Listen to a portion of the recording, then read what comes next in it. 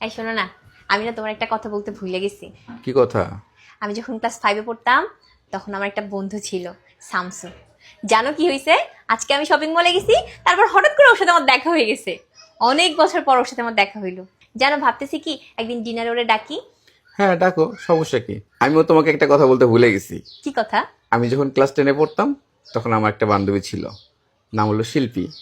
অনেকদিন পর আজকে তার সাথে দেখা হলো। আমি যখন চা খাচ্ছিলাম হঠাৎ তোর সাথে দেখা, তাই ভাবলাম তুমি যখন তোমার বন্ধুকে ডিনার জন্য দাওয়াত দিবা, সাথে শিল্পীকেও দিই। আচ্ছা, ভাইবা পরে বলবো। শোনো, আমার জন্য একটা কাপ চা নিয়ে আসো। হ্যাঁ, আমারই কেন চায়ের কথা বলতেছো?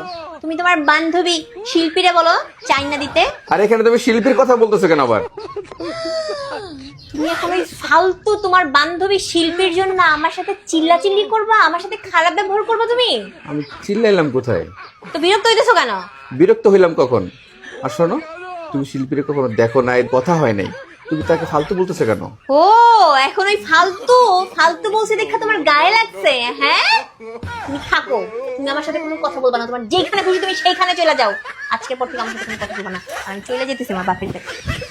আইসে করে তুমি তোমার বান্ধবী নিয়ে থাকো, বুঝছো না?